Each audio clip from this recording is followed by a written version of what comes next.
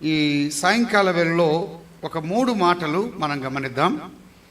30వ అధ్యాయంలో దావీదు యొక్క సిగ్లకు అనుభవాన్ని మనము ధ్యానం చేస్తూ వస్తూ ఉన్నాం. దావీదు సిగ్లకునకు ఎందుకు వచ్చాడో మనం చూసాం. ఫిలిస్తీన్ల ప్రాంతానికి వెళ్ళాడు. అంత మాత్రమే కాకుండా ఇశ్రాయేలుతో యుద్ధము చేయడానికి ఫిలిస్తీన్లతో కలిసి మమేకమై వారితో కలిసిపోతూ ఉండగా సర్దారులు వద్దన్నారు గనుక రాజు ఆకీష్ చెప్పిన మాట ప్రకారం వెనక్కి వెళ్ళాడు. ఈలోపుగా సిగ్లకు ప్రాంతం ఎంత దెబ్బతినదో ఆ విషయాన్ని మనం చూడగలుగుతున్నాం. 3వ దినమందు సిగ్లకునకు వచ్చాడు. ఆ సిగ్లకునకు రాగా ఆ ప్రాంతం అంతా తగులబెట్టబడింది. సరే, తగులబెట్టబడడం మాత్రమే కాకుండా అక్కడ ఉన్నటువంటి వారందరూ కూడా చెరకు వెళ్ళిపోయిన విధానం మనం చూస్తూ ఉన్నాం. భార్యలు వెళ్ళారు, కుమారులు వెళ్ళారు, కుమార్తెలు వెళ్ళారు. అంత మాత్రమే కాకుండా అక్కడున్నటువంటి సంపద సమస్తాన్ని తీసుకొని వెళ్ళిపోయినటువంటి సందర్భం మనం గమనించగలుగుతూ ఉన్నాం. ఎంత విచారం, ఎంత దుఃఖం ఏర్పడింది. ఇటువంటి పరిస్థితుల్లో భక్తుడైనటువంటి దావీదు ఏం చేశాడో ఆ విషయాన్ని భాగంలో మనం గమనించగలుగుతూ ఉన్నాం. 3 విషయాలు. ఒకటి, దావీదు ఇంత చేయి దాటిపోయిన పరిస్థితిలో, నీరుగారిన పరిస్థితిలో, కృంగిపోయినటువంటి పరిస్థితిలో దావీదు 3 తెచ్చుకున్నాడు. ఒకటి, 6వ వచనంలో ధైర్యం తెచ్చుకున్నాడు. 7వ వచనంలో ఏఫోదు తెచ్చుకున్నాడు. 18వ వచనంలో కోల్పోయిన వాటిని తిరిగి తెచ్చుకున్నాడు.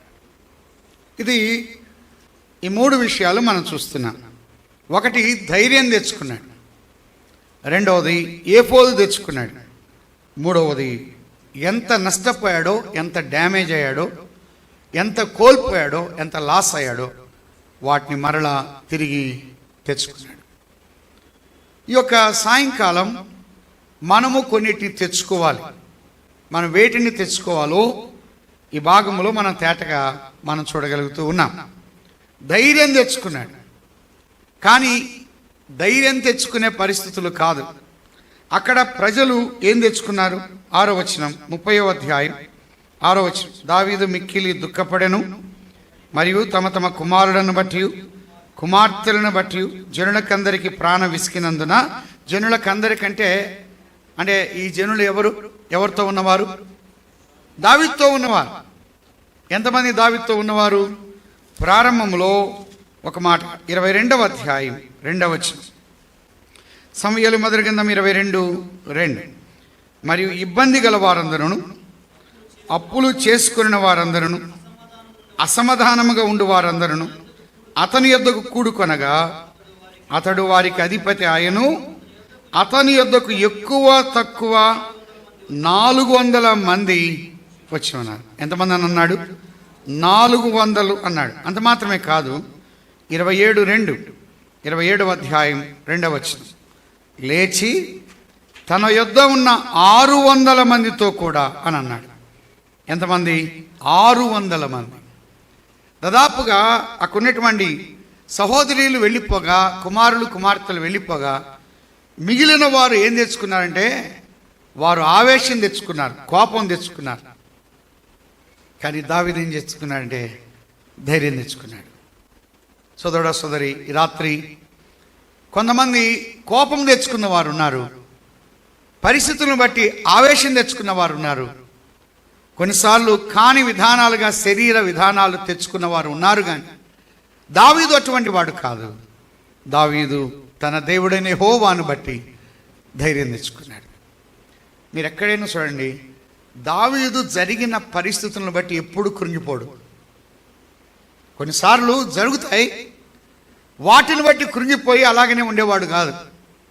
అందుకే అని అన్నాడు దైవ గ్రంథంలో, శ్రమ దినమున నేను కృంగిన ఎడల చేతగాని వాడిని అవుతాను. శ్రమ వచ్చినప్పుడు కృంగిపోతే నేను చేతగాని వాడిని అవుతాను. ఒక శ్రమ వచ్చింది, ఒక ఇబ్బంది వచ్చింది, పరిస్థితులు చేయి దాటిపోయాయి, ఎవ్వరు సహకరించేవారు లేరు, ప్రోత్సహించేవారు లేరు, తోడ్పడినటువంటి వారు ఎవరు లేరు. కానీ తను ఏం చేస్తున్నా అంటే ధైర్యం తెచ్చుకుంటున్నాడు. ఎవరిని బట్టి ధైర్యం తెచ్చుకున్నాడు? అక్కడ మాట రాయబడింది, తన దేవుడైన యెహోవాను బట్టి. మనుషులను బట్టి కాదు, వ్యక్తులను బట్టి కాదు. దావీదు ఎప్పుడు కూడా తన యొక్క జీవితంలో వ్యక్తుల మీద ఆధారపడేవాడు కానే కాదు. సమూయేలు యెషై ఇంటికి వచ్చినప్పుడు, ఆ రోజున యెషై ఇంటికి వచ్చినప్పుడు కుమారులను పిలవమన్నప్పుడు ఎంతమంది వచ్చారు? 7 మంది. 8వ వాడైనటువంటి దావీదు ఎక్కడో గొర్రెలను కాస్తూ గొర్రెలను మేపుతూ ఉన్నాడు. తండ్రి మర్చిపోయాడు, తల్లి మర్చిపోయింది, అన్నలు మర్చిపోయారు. ఏదైనా అవకాశం వస్తే ఆ అవకాశం మేము సద్వినియోగం చేసుకోవచ్చు అని మిగతా వారు అనుకుంటున్నారు. కానీ ఎవరు మర్చిపోయినా, ఎవరు మర్చిపోలేదు? దేవుడు. ఎందుకంటే ఏ దేవుణ్ణి సేవిస్తున్నాడు, ఏ దేవుణ్ణి ఘనపరుస్తున్నాడు, ఏ దేవుణ్ణి ఆరాధిస్తున్నాడు, ఆ దేవుణ్ణి బట్టి తన ధైర్యం తెచ్చుకున్నాడు. దావీదు కృంగిపోయేవాడు కాదు. పరిస్థితులు ఎలా ఉన్నా సరే తానంత ధైర్యంగా ముందుకు వెళ్ళడానికి కారణం తన దేవుణ్ణి బట్టి ధైర్యం తెచ్చుకున్నాడు. సోదరుడా, సోదరి, కొన్నిసార్లు పరిస్థితులు మన చేయి దాటిపోతాయి. కుటుంబ పరిస్థితులు కానీ, సంఘ పరిస్థితులు కానీ, సమాజ పరిస్థితులు కానీ, మనం పనిచేసే స్థలములో కానీ కొంత సహకారంగా ఉండదు, ఆశాజనకంగా ఉండవు. అటువంటి పరిస్థితుల్లో నేను కృంగిపోకూడదు. అయ్యో ఎందుకు ఇలా జరిగిందని దిగులు పడుతూ ఏడుస్తూ అక్కడే ఉండేవాడు కాదు. 6వ వచనంలో దావీదు మిక్కిలి దుఃఖపడెను అని రాయబడింది. కానీ దుఃఖపడుతూ అలాగనే ఉన్నవాడు కాదు. ఏం తెచ్చుకున్నాడు? ధైర్యం తెచ్చుకున్నాడు. సమూయేలు మొదటి గ్రంథంలోనే ఒక మాట మనం చూద్దాం. 16వ అధ్యాయం, సమూయేలు మొదటి గ్రంథం 16వ అధ్యాయం 34వ వచనం. అందుకు దావీదు 17వ అధ్యాయం, క్షమించండి, 17:34. అందుకు దావీదు సౌలుతో ఇట్లనెను, మీ దాసుని నేను నా తండ్రి యొక్క గొర్రెలను కాయచుండగా సింహమును ఎలుగుబంటి వచ్చి మందలో నుండి ఒక గొర్రె పిల్లను ఎత్తుకొని పోచుండగా నేను దాన్ని తరిమి చంపాను. సింహం వచ్చినా, ఎలుగుబంటి వచ్చినా తనంత ధైర్యంగా ముందుకు వెళ్ళగలుగుతున్నాడు. దావీదు యొక్క ధైర్యం ప్రభువే. అంత మాత్రమే కాదు, గొల్యాతు ఎదురుగా వచ్చాడు. గొల్యాతు ఎదురుగా వచ్చినా గొల్యాతు మీదకి అంత ధైర్యంగా ఎలా వెళ్తున్నాడంటే తనకున్న బలాన్ని బట్టి కాదు, తనకున్న జ్ఞానాన్ని బట్టి కాదు, తనకున్నటువంటి పలుకుబడిని బట్టి కాదు. దేన్ని బట్టి వెళ్తున్నాడంటే దేవుని నామమున వెళ్తున్నాడు. అందుకే అన్నాడు 45వ వచనంలో అన్నాడు, సైన్యములకు అధిపతిగా యెహోవా పేరట నీ మీదకి వస్తున్నా. సైన్యములకు యెహోవా పేరటనే నీ మీదకి వస్తున్నాను. సోదరుడా, సోదరి, పరిస్థితులు వేరుగా ఉన్నా దావీదు కృంగిపోయిన వాడు కాదు. దావీదు ధైర్యము తెచ్చుకున్నాడు. ఎట్టి పరిస్థితులు అయినా సరే దావీదు యొక్క ధైర్యమే వేరు. అసలు దావీదు ఉన్నాడు అంటే మిగతా వారు కూడా భయపడతారు. అంటే ఒక మాట మనం గమనిద్దాం. సమూయేలు 2వ గ్రంథం 17వ అధ్యాయం 10వ వచనం. సమూయేలు 2వ గ్రంథం 17వ అధ్యాయం 10వ వచనం. హుషై అన్నాడు, నీ తండ్రి మహాబలాఢ్యుడని అతని పక్షవారు ధైర్యవంతులని ఇశ్రాయేలు అందరూ ఎరుగుదురు గనుక సింహపు గుండె వంటి గుండెగలవారు సహితము దిగులందుతారు. అంటే ఎంత ధైర్యవంతులైనా సరే ఎందుకు దిగులు పడతారంటే దావీదు యొక్క ధైర్యం ప్రభు అయి ఉన్నాడు. సోదరుడా, సోదరి, మన యొక్క జీవితాల్లో పరిస్థితులను బట్టి మనం కృంగిపోక మనము ధైర్యంగా ముందుకు వెళ్ళడం. దావీదు యొక్క ధైర్యం తన దేవుడు. ఏ రక్షకుడైతే ఉన్నాడో, ఏ ప్రభు అయితే ఉన్నాడో, ఎవరిని సేవిస్తూ ఉన్నాడో ఆ దేవుడే తనకు ధైర్యాన్ని ఇచ్చాడు, తనకు ఆ ప్రోత్సాహాన్ని ఇచ్చాడు, తనకు ఆ పురుకొల్పునిచ్చాడు. కానీ ఏ నాడు ఆగిపోయిన వాడు కానే కాదు. 3వ కీర్తన కూడా ఒక చరణాన్ని మనం చదువుదాం. 3వ కీర్తనలో దావీదు చెప్తున్నాడు. 3వ కీర్తన 5వ చరణం. 3వ కీర్తన 5వ చరణం. యెహోవా నాకు ఆధారము కావున నేను పండుకొని నిద్రపోయి మేలుకొందును. 10,000 మంది దండెత్తి నా మీదికి వచ్చి మోహరించినను నేను భయపడను అని అన్నాడు. కానీ ఇక్కడ ఒక మాట 3వ కీర్తన పైన సన్న అక్షరాలతో రాసిన చూసారా? అబ్షాలోమున తన కుమారుడు ఎదుటి నుండి పారిపోయినప్పుడు దావీదు రచించిన. పారిపోతున్నాడంటే దావీదుకు ధైర్యం ఉందా లేదా? ప్రారంభంలో నాకు అర్థం కాల. పారిపోతున్నప్పుడు రచించిన కీర్తన అన్నాడు, కానీ కిందికి వచ్చినప్పుడు 10,000 మంది దండెత్తి నా మీదకి వచ్చి మోహరించిన నేను. అంటే బయట వాళ్ళకి ఎవ్వరికి నేను భయపడను, కానీ నా కొడుకంటే నాకు భయం. కొంతమంది చూడండి, చాలా హుందాతనంగా గొప్పగా ఘనంగా ఉంటారు, కానీ ఇంటికి వస్తే కూతురుకు భయపడతారు, ఇంటికి వస్తే కొడుకు భయపడతారు. అంటే చాలా సందర్భాల్లో దావీదు ఈ అబ్షాలోమును బట్టి ఎన్నిసార్లు ఏమైంది, ఏం చేసుకుంటారో, ఏమంటారో, ఇలాగంటే ఏ విధంగా ఉంటుందో అని ఎన్నోసార్లు భయపడ్డారు. కానీ బయటకు వచ్చినప్పుడు 10,000 మంది దండెత్తి నా మీదకి వచ్చినా నేను భయపడను. దావీదే నాడు భయపడేవాడు కాదు. కొన్నిసార్లు పిల్లలను బట్టి కృంగిపోయిన సందర్భం ఉన్నది, దిగులు పడిన సందర్భాలు ఉన్నాయి. అయితే అటువంటి పరిస్థితుల్లో కూడా తన దేవుడైన యెహోవాను బట్టి ధైర్యం తెచ్చుకున్నాడు. సోదరుడా సోదరి, ఈ రాత్రి ఏ పరిస్థితి అయినా సరే, ఒకవేళ కుమార్తెలు వ్యతిరేకించారా, కుమారులు వ్యతిరేకించారా, సంఘములో ఉన్నటువంటి సభ్యులు సరైన రీతిగా సహకరించలేదా, అయితే ధైర్యంగా నిలబడితే చాలు, ధైర్యంగా ఉంటే చాలు. దావీదే మనకు మాదిరి, దావీదే మనకు ముంగుర్తుగా ఉన్నాడు. దావీదు ఎంత ధైర్యంగా ఎదుర్కొన్నాడు. అన్ని పరిస్థితులు దావీదు సమర్థవంతంగా తాను ఎదుర్కోవడానికి కారణం ఒకటే, తన దేవుడైన యెహోవాను బట్టి ధైర్యం తెచ్చుకున్నాడు. ఎజ్రా ధైర్యం తెచ్చుకున్నాడు, యెహోషువ ధైర్యం తెచ్చుకున్నాడు. వారందరి ఎవరిని బట్టి ధైర్యం తెచ్చుకున్నారు? ప్రభువును బట్టి వారు ధైర్యం తెచ్చుకున్నాడు. నీ ధైర్యం నా ధైర్యం మన ప్రభువే. అపోస్తుల కార్యంలో మరొక వచనాన్ని మనం చూద్దాం. అపోస్తలుడైన పౌలు సేవా జీవితంలో ఎదుర్కొన్న పరిస్థితిలో 23వ అధ్యాయం 11వ వచనం. అపోస్తలుల కార్యం 23:11. ఆ రాత్రి ప్రభు అతని యొద్ద నిలుచుండి ధైర్యముగా ఉండుము, యెరూషలేములో నన్ను గూర్చి నీవెలాగూ సాక్ష్యమిచ్చుతువో అలాగున రోమాలో కూడా సాక్ష్యం ఇవ్వవలసి ఉన్నదని చెప్పాను. ఆ రాత్రి ప్రభు అతని యొద్ద నిలబడి ఏం చేస్తున్నాడు? ధైర్యముగా ఉండవు. పౌలా, నువ్వెందుకు అధైర్యపడతావు? నువ్వు ధైర్యంగా ఉండు. అయితే యెరూషలేములో నన్ను గురించి నువ్వు ఎలాగూ సాక్ష్యం ఇచ్చావు, రోమాలో కూడా నువ్వు సాక్ష్యం ఇవ్వాలి. సోదరుడా సోదరి, ఆ రాత్రి వేళ పౌలును ధైర్యపరిచింది ఎవరు? తిమోతినా, తుకీక, తీతునా, బర్నబానా, మిగతా వ్యక్తుల కానే కాదు, ప్రభువును బట్టి ధైర్యం తెచ్చుకున్నాడు. నీ జీవితం, నా జీవితంలో ప్రభువును బట్టి ధైర్యం తెచ్చుకుందాం. కొన్నిసార్లు వ్యక్తులు ఉంటారు, ఉండకపోవచ్చు, సహకరిస్తారు, సహకరించకపోవచ్చు, తోడ్పడతారు, తోడ్పడకపోవచ్చు. కొన్నిసార్లు కుటుంబ పరిస్థితులను బట్టి చూస్తే ధైర్యపరచడానికి భార్య లేదు, ధైర్యపరచడానికి పిల్లలు లేరు, ధైర్యపరచడానికి ఉన్నటువంటి వారు చుట్టూ ఉన్నవారు లేరు. వారు అధైర్యపరిచేవారే. వారు రాళ్ళు ఎత్తుకొని ఉండగా నిజంగా ఎంత అధైర్యపడాలి. కానీ ఎవరిని బట్టి ధైర్యపరచబడుతున్నాడు? ప్రభువుని బట్టి. కొన్నిసార్లు మనల్ని అవమానించేవారు ఉన్నారు, నిందించేవారు ఉన్నారు, అపహాస్యం చేసేవారు ఉన్నారు, దుమ్మెత్తిపోసేవారు ఉన్నారు, రాళ్ళు రువ్వేవారు ఉన్నారు. అటువంటి పరిస్థితుల్లో ప్రభు వైపు చూస్తూ వచ్చాడు. దావీదు నేర్చుకున్నది ఒకటే, దేవుని మీద పూర్తిగా ఆధారపడ్డాడు.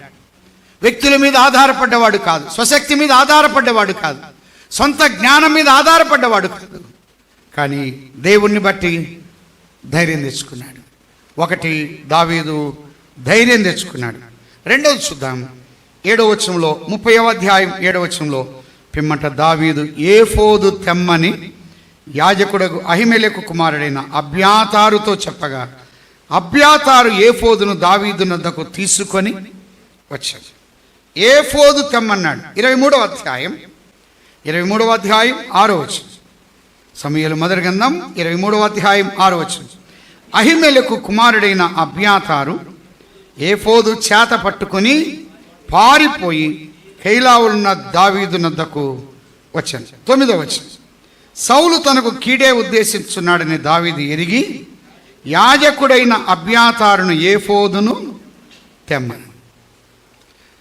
సౌలు ఇక్కడ దావీదు జీవితంలో రెండవది ఏఫోదు అనే దాన్ని తెచ్చుకున్నాడు. ఏఫోదు అనేది ప్రధాన యాజకుని వస్త్రంలో ఉన్నటువంటిది.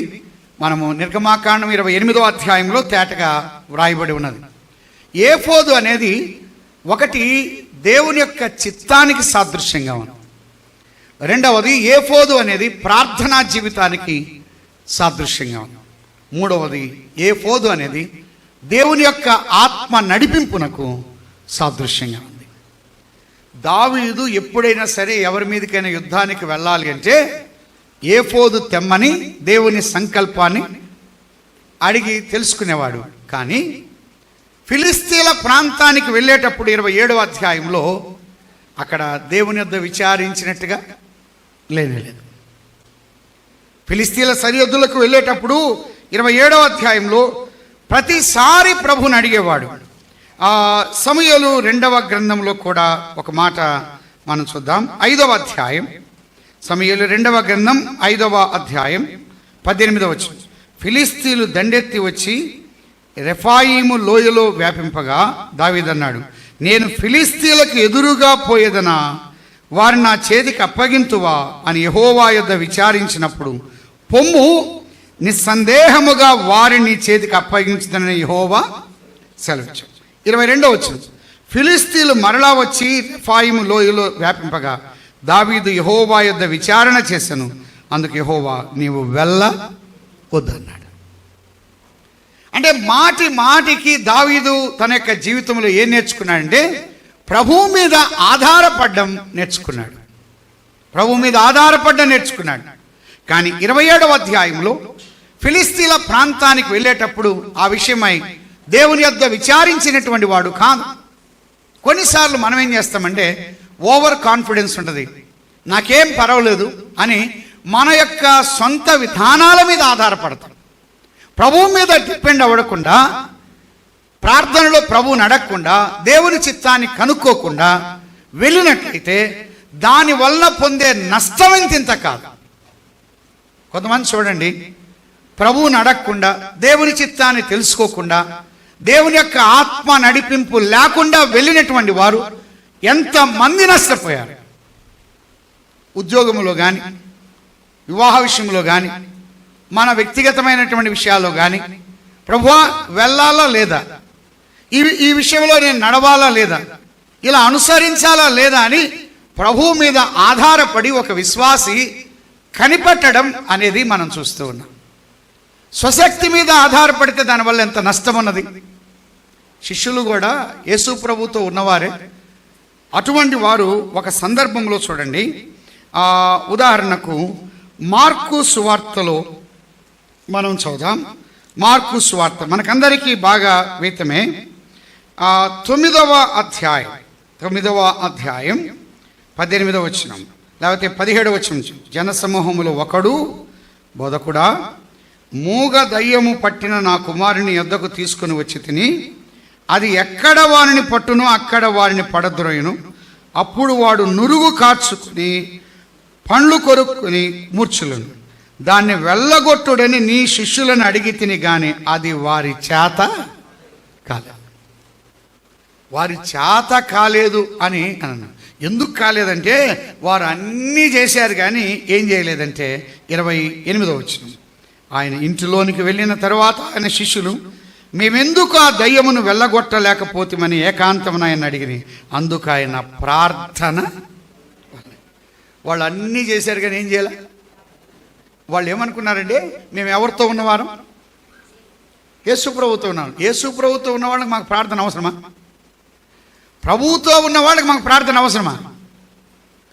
ఇదే సందర్భం మత్తయి సువార్త 17వ అధ్యాయంలో మరొక మాట చెప్పాడు. 17వ అధ్యాయం 19వ వచనం.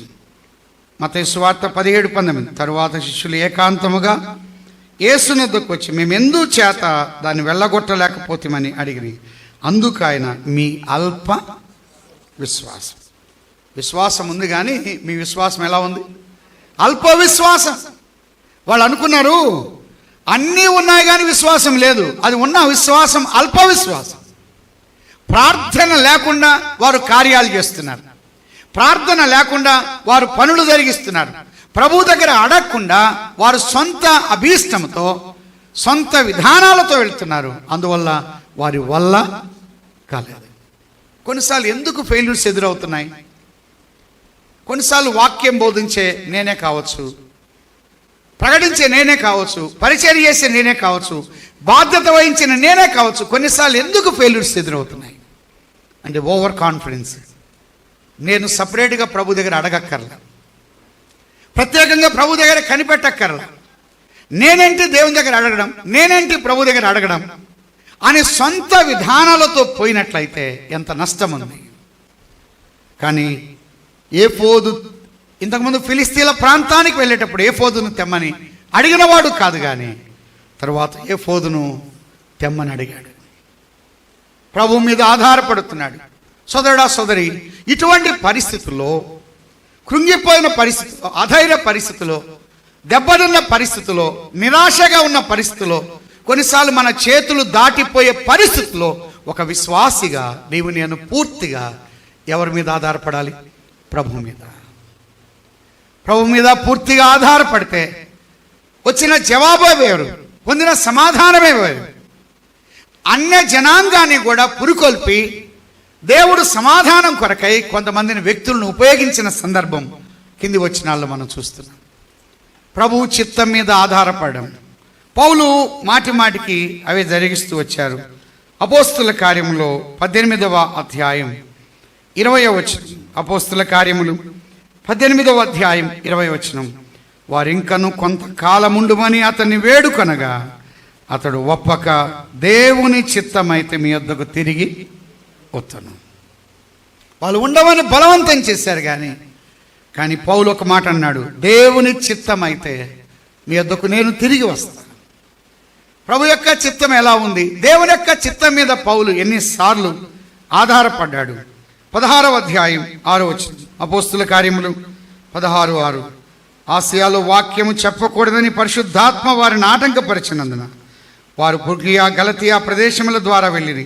మూసియా దగ్గరకు వచ్చి బితునియాకు వెళ్ళుటకు ప్రయత్నం చేసిరు, కానీ యేసు యొక్క ఆత్మ వారిని, ఆసియాకు వెళ్ళకూడదని యేసు యొక్క ఆత్మ వారిని వెళ్ళనీయలేదు, కానీ మాసిదోనియాకు వెళ్ళమని దేవుడు సెలవిచ్చాడు. దేవుని యొక్క ఆత్మ ఎలా నడిపించబడితే అలా నడిపించబడినటువంటి వాడు పౌలు. సొంత విధానం మీద ఆధారపడిన వాడు కాదు. ఒకప్పుడు సొంత జ్ఞానం మీద ఆధారపడ్డాడు, సొంత పద్ధతుల మీద ఆధారపడ్డాడు. ఎంత నష్టపోయాడు. కానీ ఆసియాలో వాక్యం చెప్పకూడదని యేసు యొక్క ఆత్మ వెళ్ళనివ్వలేదు, కానీ మాసిదోనియా దేశస్థుడు నిలబడి అడుగుతున్నాడు, మాకు సహాయం చేయమని. అక్కడికి ఎందుకు వెళ్ళనివ్వలేదంటే ఇక్కడ సహాయం ఎక్కువ ఉంది, ఇక్కడ ఎక్కువ అవసరత ఉన్నది, ఇక్కడ ఇబ్బంది ఎక్కువ ఉంది. అలా అయితే ప్రభు యొక్క నడిపింపు, ఆత్మ నడిపింపు మనం చూస్తున్నాం. ఒక విశ్వాసిగా ఏ పరిస్థితులైనా ప్రభు మీద ఆధారపడ్డా, ప్రభువా ఈ మార్గం గుండా వెళ్ళొచ్చా లేదా అని ప్రభువును అప్రోచ్ అవ్వడం, ప్రభు యొక్క సన్నిధానంకి రావడం, యెహోవా యొద్ద విచారణ చేయడం, అది దావీదు నేర్చుకున్నటువంటి పని. రెండవది ఏఫోదు తెమ్మన్నాడు.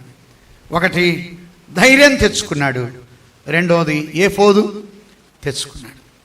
ఒకవేళ ఎంత లాస్ అయ్యామో, ఎంత కోల్పోయామో, ఇంతవరకు ప్రార్థనా జీవితం తగ్గిపోయిందేమో, మన ఆత్మీయత తగ్గిపోయిందేమో, ప్రభు మీద ఆధారపడ్డ మనం తగ్గిపోయిందేమో, సొంత ఆలోచనలు కలిగి మనం జీవిస్తున్నామేమో. ఒకసారి ఆలోచన చేద్దాం. సేవా జీవితంలో కూడా అంతే. నాకు అన్నీ తెలుసు అని అనడం చాలా పొరపాటు. నేను అన్నీ చేయగలను అని అంటే దానివల్ల ఎంత నష్టం ఉన్నది. అలాగైనట్లయితే పౌలు చూసిన తర్వాత దావీదు చూసిన వారు ప్రభువు మీద ఆధారపడ్డారు. ఇక్కడ ఒక విషయం చూస్తున్నాం. 30వ అధ్యాయంలో దావీదు బయలుదేరి వెళుతూ ఉన్నాడు. మిగతా 600 మంది వచ్చారు. కానీ అందులో బెసోరు వాగు దాకా వచ్చిన వారిలో కొంతమంది 200 మంది వారు వెనక దిగవ విడవబడ్డారు. వారు వెనక ఆగిపోయారు. మిగతా 400 మందిని తీసుకుని వెళుతూ ఉండగా గమనించండి 11వ వచనం. పొలములో ఒక ఐగుప్తీయుడు కనబడ్డాడు.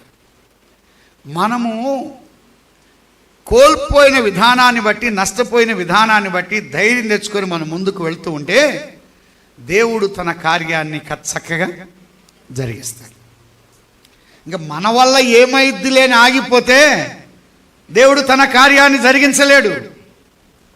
నలుగురు కుష్ఠరోగులు కూడా చూడండి, మనం ఇక్కడ కూర్చున్న ఊరకు కూర్చున్న చచ్చిపోతాం, పట్నంలోనికి వెళ్ళినా అక్కడ క్షామం ఉందని అక్కడ చచ్చిపోతాం, ఒకవేళ దండుపేటలోనికి వెళ్ళామా అక్కడైనా చచ్చిపోతాం, ఎక్కడైనా చావు ఖాయం.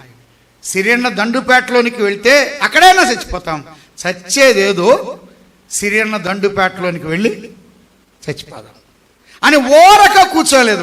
వాళ్ళు ఏం చేశారంటే వాళ్ళు వెళ్తూ ఉండగా దేవుడు గొప్ప కార్యాన్ని జరిగించాడు. మనం ఎప్పుడైనా సరే ఆయన మీద ఆధారపడి ఒక విశ్వాసి వెళ్తూ ఉండగా ప్రభువుని నమ్మని వారిని కూడా దేవుడు ఏం చేస్తాడు? ఉపయోగిస్తాడు. చాలామంది చూడండి, మందిర స్థలం కోసం ఎంతోమంది ప్రాకులాడి ఎంతోమంది ప్రయాసపడి ఉంటారు. ఒక అన్యుని ద్వారా దేవుడు కార్యాన్ని జరిగిస్తూ ఉంటాడు. అన్యులను ఉపయోగించుకున్న సందర్భాలు ఉన్నాయి, అధికారులను ఉపయోగించుకున్న సందర్భాలు ఉన్నాయి. లోకములో వారిని కొంతమందిని దేవుడు ఉపయోగించి కార్యాన్ని జరిగిస్తాడు. ఆయనే నేరుగా దిగొచ్చి కార్యం చేయడు. ఆయన కొంతమంది వ్యక్తులను మనసు మారుస్తాడు, అధికారుల మనసు మారుస్తాడు, సులువుగా చేస్తాడు. అయితే ఇంతగా వేదనతో, బాధతో, దుఃఖముతో ప్రభు మీద ఆధారపడి ధైర్యంగా ముందుకు వెళ్తుండగా ఒక ఐగుప్తీయుడు కనబడ్డాడు. అసలు ఆ ఐగుప్తుడు ఎవరంటే కనబడవలసిన వాడే కనబడ్డాడు. ఏ ఐగుప్తుడైతే అమాలేకి దగ్గర నుంచి వచ్చాడో ఆ ఐగుప్తుడే కనబడ్డాడు. ఆ ఐగుప్తుడు అలసిపోయి ఉన్నప్పుడు దావీదు చేసిన ఒక మంచి పని 30వ అధ్యాయం 11వ వచనంలో, పొలములో ఒక ఐగుప్తుడు కనబడును, వారు దావీదు వద్దకు వాడిని తోడుకొని వచ్చి వాడు 3 రాత్రింబగలు అన్నపానములు ఏమీ పుచ్చుకొనలేదని తెలుసుకొని వానికి భోజనము పెట్టి దాహమిచ్చి అందులో పడవలోని ముక్కను 2 ద్రాక్షగలను వానికి ఇచ్చేది. దావీదు ఎప్పుడైనా సరే శత్రువైనా ఇంకొకరైనా ఎవరైనా కానీ అలసిపోయి పడి ఉన్నప్పుడు వెంటనే వారి ఆకలి తీర్చేవాడు, వారి అవసరాలు తీర్చేవాడు. ఇచ్చే మనసు ఎవరికి ఉందంటే దావీదుకుంది. ఇచ్చే మనసు ఉంది. మీరు కింది వచనాలు చదవండి. 23లో కానీ 24లో కానీ 25లో కానీ అలాగనే వచ్చాడు. 26లో కూడా కొంత సొమ్ము పంపించాడు. దావీదు పెద్దలకు ఇచ్చేవాడు, ఉన్నవారికి ఇచ్చేవారు. ఆగిపోయిన 200 మందికి కూడా మరలా ఇచ్చాడు. అంటే తానే ఉంచుకునేవాడు కాదు. దావీదులో స్వార్థము లేనే లేదు. ఇచ్చేవాడు. ఐగుప్తీయునికి ఆకలి తీర్చాడు, అవసరాలు తీర్చాడు, దప్పిక తీర్చాడు, బలపరిచి అవసరత తీర్చి ఆకలి తీర్చిన తర్వాత వాడు తెప్పరిల్లగానే ఏం చేస్తున్నాడంటే 13వ వచనంలో 30వ అధ్యాయం 13 దావీదు అన్నాడు, నీవు ఏ దేశపు వాడు, ఎక్కడి నుండి వచ్చితివని వాడిని అడిగాను. అందుకు వాడు, నేను ఐగుప్తుడినై పుట్టి అమాలేకీయుడైన ఒకనికి దాసుడనైతిని. అమాలేకీయులు ఎటువంటి వారంటే అందరినీ తమకు దాసులుగా చేసుకునేవారు. ఉదయం మనం ఆలోచన చేశాం. 3 దినముల కిందట నేను కాయిలా పడగా నా యజమాను నన్ను విడిచిపెట్టి. ఈ అమాలేకీయులు ఎటువంటి వారంటే నిర్దాక్షిణంగా వారు కాయిలా పడితే, బలహీనులైతే వారిని వదిలిపెట్టి వారిలో ప్రేమ కానీ, కనికరం కానీ, జాలి కానీ, కటాక్షం కానీ, దయ కానీ అమాలేకీయుల యొక్క డైరీలో, డిక్షనరీలో లేనే లేదు. వారు ఏమాత్రం జాలి చూపించేవారు కానే కాదు. అటువంటి వారు అమాలేకీయులు. ఆ తర్వాత అన్నాడు, మేము దండెత్తి కెరేతీయుల దక్షిణ దేశమునకు, యూదా దేశమునకు, కాలేబు దక్షిణ దేశమునకు వచ్చి వాడిని దోచుకొని సిగ్లకును కాల్చి వేశాను. అయితే నువ్వు దారి చూపించాలంటే అతను అన్నాడు, ఐగుప్తుడు, నేను అతనికి అప్పగించనంటే లేదా నన్ను నువ్వు చంపనంటే నేను ఖచ్చితంగా నీకు దారి చూపిస్తాను. వాళ్ళు ఏం చేస్తున్నారు? అమాలేకీయులు 16వ వచనం, తర్వాత వాడు వారి దగ్గరకు దావీదును నడిపింపగా ఫిలిస్తీన్ల దేశములో నుండి, యూదా దేశము నుండి తాము దోచి తెచ్చుకొనిన సొమ్ముతో తులదూగుచు, వాళ్ళు చూడండి ఎలా ఉన్నారు, ఇంకా ఆనందంగా ఉన్నారు, తులదూగుచూ ఉన్నారు. ఈ అపవాది ఎటువంటి వాడంటే తులదూగేవాడు, ఆనందంగా ఉండేవాడు, సంతోషంగా ఉండేవాడు. వాళ్ళు ఏడుస్తున్నారంటే వీళ్ళు తులదూగుతున్నాడు, వాళ్ళు దుఃఖంతో ఉండి వీడు ఆనందిస్తూ ఉన్నాడు. వాళ్ళు అంగలారుస్తూ రోధిస్తూ ఉంటే ఇంకా వీళ్ళు తులదూకుతూ ఉన్నాడు. ఇంకేమన్నాడు? అన్నపానములు పుచ్చుకొని ఉన్నారు, ఆటపాటలు సలుపుతున్నారు అన్నాడు. ఆడుతున్నారు, పాడుతున్నారు, ఎగురుతున్నారు, గంతులు వేస్తున్నారు. వారు విచ్చలవిడితనంగా ఉండగా ఈ లోపుగా దావీదు వచ్చి వారి మీద దాడి చేశాడు. ఆ ఒక్క మాట మనం చూద్దాం. 18వ వచనం, ఇలాగున దావీదు అమాలేకీయులు దోచుకొని పోయిన దాన్ని తిరిగి తెచ్చుకున్నాడు. 400 మంది మాత్రమే యవనస్తులు తప్పించుకొని వెళ్ళిపోయారు, కానీ అందరూ హతులైపోయారు. ఎంత నష్టపోయాడో! కోల్పోయిన దాన్ని తిరిగి తెచ్చుకున్నాడు. కోల్పోయిన ఆనందమా తెచ్చుకున్నాడు, సహవాసమా తెచ్చుకున్నాడు, ఆ సంతృప్తికరమైన విషయాల తెచ్చుకున్నాడు, ఆ ప్రేమన తెచ్చుకున్నాడు, జాలిన తెచ్చుకున్నాడు, ఐక్యతన తెచ్చుకున్నాడు, ఏక మనసున తెచ్చుకున్నాడు, ఆదరణన తెచ్చుకున్నాడు. ఏది కోల్పోయాడో వాటిని తిరిగి తెచ్చుకున్నాడు. సోదరుడా, సోదరి, ఎంత లాస్ అయ్యాము, ఎంత కోల్పోయాము, ఎంత నష్టపోయామో, ఎక్కడ మనము డ్యామేజ్ అయ్యామో, ఎక్కడ దెబ్బతిన్నామో వాటిని మరలా తెచ్చుకుందాం. ప్రేమను కోల్పోయామా? తెచ్చుకుందాం. ఐక్యతను కోల్పోయామా? తెచ్చుకుందాం. ఏక మనసును కోల్పోయామా? తెచ్చుకుందాం. తెచ్చుకునేంత వరకు ఊరుకున్నవాడు కాదు దావీదు. వాటిని సమస్తాన్ని తెచ్చుకున్నాడు. భార్యలను తెచ్చుకున్నాడు, పిల్లలను తెచ్చుకున్నాడు, పోయిన భాగ్యాన్ని తెచ్చుకున్నాడు, ఆ ధన్యతను తెచ్చుకున్నాడు. తెచ్చుకునేంత వరకు పోరాడాడు. దావీదులో ఉన్నటువంటి ఆత్మ సంబంధమైన పోరాట పటిమ మన జీవితాల్లో, ప్రార్థనా జీవితం కోల్పోయామా? తెచ్చుకుందాం. వాక్య ధ్యానం కోల్పోయామా? తెచ్చుకుందాం. సంఘ సహవాసం కోల్పోయామా? తెచ్చుకుందాం. భక్తి జీవితం కోల్పోయామా? తిరిగి తెచ్చుకుందాం. ఆ ప్రేమ, ఐక్యత, పరిశుద్ధత కోల్పోయామా? వాటిని తిరిగి తెచ్చుకుందాం. ఎక్కడెక్కడ లాస్ అయ్యామో, ఎక్కడెక్కడ నష్టపోయామో, ఎక్కడెక్కడ దెబ్బతిన్నామో వాటన్నిటినీ అది వ్యక్తిగతంగా నాకు తెలుసు, నా దేవునికి తెలుసు. అది నీకు తెలుసు, దేవునికి తెలుసు. ఎంత లాస్ అయ్యావు, ఇంకా లాస్ అయింది అలాగనే లాస్ అవుతావా? ఇంతవరకు నష్టపోయింది చాలు, ఇంతవరకు డ్యామేజ్ అయింది చాలు, ఇంతవరకు కోల్పోయింది చాలు, ఇంకా కోల్పోనక్కర్లేదు. వాటిని తిరిగి తెచ్చుకుంటున్నాడు. తిరిగి భార్యలను తెచ్చుకున్నాడు, కుమారులను తెచ్చుకున్నాడు, కుమార్తెలను తెచ్చుకున్నాడు. 19లో దోపుడు సొమ్ము కూడా తెచ్చుకున్నాడు.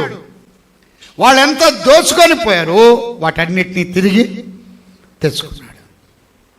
తెచ్చుకోవడం మాత్రం కాకుండా సమృద్ధిగా తాను తెచ్చుకున్న విధానం చెప్పాడు. 19వ వచనం, కుమారులేమి కుమార్తెలేమి దోపుడు సొమ్మేమి వారు ఎత్తుకొని పోయిన దాని అంతట్లో కొద్దిదేమి గొప్పదేమి ఏది తక్కువ కాకుండా తెచ్చుకున్నాడు. ఆ మాట చూడండి, తక్కువ కాకుండా తెచ్చుకున్నాడు. ఇంతవరకు కోల్పోయింది కొంత తక్కువ ఉండొచ్చు, పొందేది ఎక్కువగా పొందుతున్నాడు. నష్టపోయింది కొంత అయి ఉండొచ్చు, తిరిగి ఎక్కువగా పొందుతున్నాడు. దావీదు సమస్తమును రక్షించాడు. అయితే దోచుకొని పోయిన దాన్ని తిరిగి తెచ్చుకున్నాడు. సోదరుడా, సోదరి, ఆదాము హవ్వలు దేవుని యొక్క సన్నిధిలో ఉండగా వారు దేవుని యొక్క ప్రేమను కోల్పోయారు, ఆదరణను కోల్పోయారు, ఆప్యాయతను కోల్పోయారు, ప్రభుతో ఉన్న సహవాసం కోల్పోయారు. కోల్పోయిన భాగ్యము మరలా ఎలాగా లభించబడింది? మనం ఎంత కోల్పోయాం. ఇంకా రక్షించబడని వారు ఈ రాత్రి ఉన్నట్లయితే, నువ్వు పాపాన్ని బట్టి, అక్రమాన్ని బట్టి, అన్యాయాన్ని బట్టి, కాని పనులను బట్టి, కాని విధానాలను బట్టి ఎంత లాస్ అయ్యావో, ఎంత కోల్పోయావో వాటిని తిరిగి ఆయన అనుగ్రహిస్తున్నాడు. ఎలా ఆయన అనుగ్రహిస్తున్నాడు? మనం ఇందాక చదువుకున్నాం. 35వ కీర్తనలో 10వ చరణం 3వ వరుసలో అన్నాడు, దోచుకొని వారి చేతి నుండి దీనులను, దరిద్రులను విడిపించువాడవు నీవే. అపవాది మరణను దోచుకున్నాడు. లూకా సువార్త 10వ అధ్యాయంలో కూడా మనకు తెలుసు, ఒకడు యెరూషలేము నుండి యెరికో పట్టణమునకు దిగి వెళుతున్నాడు. దొంగల చేతిలో చిక్కి వారు సమస్తము బట్టలు దోచుకున్నారు. అవమానం ఏర్పడింది, ఘనత పోయింది, ప్రజ్ఞ పోయింది, విలువలు పోయాయి, గౌరవం పోయింది. అవన్నీ కూడా దోచుకొనబడ్డాయి. దోచుకొని వారి చేతిలో నుండి విడిపించేవాడు మన ప్రభువే. ఆయన విమోచకుడు. 69వ కీర్తనలో అన్నాడు, 69వ కీర్తన 4వ చరణం చివరి వరుస, నేను దోచుకొనని దాన్ని నేను ఇచ్చుకోవలసి వచ్చాను. నేను దోచుకోలేదు కానీ నేనేం చేశాను? ఇచ్చుకోవాల్సి వచ్చింది. దారిన పోయే వారందరూ దోచుకున్నారు. అమ్మాయ్యా, నన్ను రక్షించుట కొరకై దోచబడింది మనము, ఇచ్చుకున్నది ఆయన. ఆయన దోచబడలేదు కానీ మనకిచ్చాడు, మనకిచ్చుకున్నాడు. ఆయన కొట్టువారికి తన వీపును ఇచ్చాడు. వెంట్రుకలు పెరికివేయ వారికి తన యొక్క చెంపలు ఇచ్చాడు. ముళ్ళ కిరీటం పెట్టడానికి శిరస్సుని ఇచ్చాడు. నేను దోచుకొని దానిని ఇచ్చుకోవాల్సి వచ్చింది. ఆయన శిరస్సును ఇచ్చాడు. అంత మాత్రమే కాదు, ఆయన 2 చేతులు ఇచ్చాడు, 2 పాదములు ఇచ్చాడు, తనకున్నదంతా ఇచ్చాడు. తనకున్న బలం మన కొరకే ఇచ్చాడు, తనకున్న రక్తం మన కొరకే ఇచ్చాడు, తనకున్న ప్రాణమే ఇచ్చాడు. ఇంకంతకన్నా ఇవ్వడానికి ఏమీ లేదు. దోచుకొనని దానిని ఇచ్చుకోవలసి వచ్చింది. ఈ రాత్రి సోదరుడా, సోదరి, నువ్వెంత దోచబడ్డావో ఇంకా నమ్మని. నీవు ఏ రీతిగా దోచబడ్డావు? అవమానంగా ఉన్నావా? లేకపోతే భయంకరమైనటువంటి స్థితిలోనూ ఉన్నావా? నీ యొక్క స్థితి అపవాదు యొక్క కబంధ హస్తాల కింద ఉన్నదా? నువ్వు దోచబడి ఉండి వాడి దగ్గర నుంచి బయటికి విడుదల పొందలేని స్థితిలో ఉండగా ఆయన ఇచ్చుకోవలసి వచ్చింది. దోచుకున్న దాన్ని నేను ఇచ్చుకున్నాను. తనకున్నవని ఇచ్చాడు, తనకున్న రక్తాన్ని ధారపోసాడు, ప్రాణాన్ని బలిగా పెట్టాడు. నీ కొరకు, నా కొరకు ఆయన చనిపోయాడు. ఆయన సమాధి చేయబడ్డాడు. ఆయన 3వ దినమున మృత్యుంజయుడై తిరిగి లేచాడు. ఈ యొక్క రాత్రి ప్రభు యొద్దకు వస్తే, ప్రభువా, నా జీవితాన్ని పలు రకాలుగా ఇచ్చుకున్నాను, పలు విధానాలుగా ఇచ్చుకున్నాను. నా చేతులు ఇచ్చుకున్నా, నా కాళ్ళు ఇచ్చుకున్నా, నా మనసు ఇచ్చుకున్నా, నా తలంపులు ఇచ్చుకున్నా, నా ఉద్దేశాలు ఇచ్చుకున్నా. పాపానికి నన్ను నేరుగా అమ్ముడు పోయి నేను ఇచ్చుకున్నానయ్యా. ఈ రాత్రి నా కొరకు మీరు ప్రాణం ఇచ్చారా అని ఆయన ఎందుకు వస్తే చాలు. ఎంత ఘోర పాపినైనా ఆయన క్షమిస్తాడు. ఆయన క్షమించలేనటువంటి పాపం అంటూ లేదు. ఆయన కోల్పోయిన దాన్ని, ధన్యతను మన ప్రభు అయినటువంటి క్రీస్తు వారిలో, క్రీస్తు ప్రభులో మనం పొందుతున్నాం. అలనాడు ఆదాము ఎంత కోల్పోయాడో, మన ప్రభు అయినటువంటి యేసు క్రీస్తు వారిలో ఆ ధన్యతను, ఆ భాగ్యాన్ని, ఆ పరలోక రాజ్య ధన్యతను ప్రభువు నీకు నాకు అనుగ్రహించాడు. నీకు ఈ రాత్రి ఆయన అనుగ్రహిస్తారు. దేవుని దాసులు మరలా మాట్లాడుతూ ఉండగా నమ్మని వారు ఆయనందు విశ్వాసం ఉంచాలని ప్రేమతో మనం చేస్తూ ఉన్నాం. దావీదు 1 ధైర్యం తెచ్చుకున్నాడు, 2వది ఏఫోద్ తెచ్చుకున్నాడు, 3వది దోచుకొని పోయిన దాన్ని సమస్తాన్ని తెచ్చుకున్నాడు. దేవుడి మాటలు దీవించుగాక. ప్రార్థన చేద్దాం. స్తోత్రార్హుడైన మా ప్రియ ప్రభువా, నమ్మిన మా జీవితాల్లో ఏవి ఎక్కడ ఎలా నష్టపోయామో వాటిని తిరిగి తెచ్చుకోవడానికి మీరు మాకు ఇచ్చిన అవకాశాలు సద్వినియోగం చేసుకోవట్లో మీ కృపను అనుగ్రహించండి ప్రభువా. ఏది కోల్పోయామో, ఏది నష్టపోయామో, వేటినైతే మేము వదులుకున్నామో ఆ ప్రేమను, ఆ ఐక్యతను, ఆ పరిశుద్ధతను, ఆ ప్రార్థనా జీవితాన్ని, వాక్య ధ్యానాన్ని, సంఘ సహవాసాన్ని, ఆ క్షమాపణను, వాటిని తిరిగి పొందగలడానికి మాకు నేర్పించండి. ఇంకా నమ్మని వారు ఇంకా దోచబడ్డారేమో, అయ్యా దోచుకున్న దాన్ని నేను ఇచ్చుకోవలసి వచ్చిందని మీరు సమస్తాన్ని ఇచ్చుకున్నారు. మీ రక్తమే ఇచ్చారు, మీ ప్రాణమే ఇచ్చారు. ఇంత ప్రేమ చూపించిన వారు మీ ప్రేమను ఇచ్చారు, మీ జాలి, మీ కరుణ, మీ కటాక్షాన్ని ఇచ్చారు. నమ్మని వారు ఈ రాత్రి మీ యందు విశ్వాసం ఉంచలాగిన మీ కృప అనుగ్రహించమని, తిరిగా మాట్లాడవలసిన మీ దాసును బలపరిచి మీరు ఉపయోగించమని మా ప్రభువును సమస్తమును మాకు అనుగ్రహించిన యేసు క్రీస్తు ప్రభు నామమున స్తోత్రం చెల్లించి ప్రార్థించి అడిగి వేడుకుంటున్నాము తండ్రి. ఆమేన్.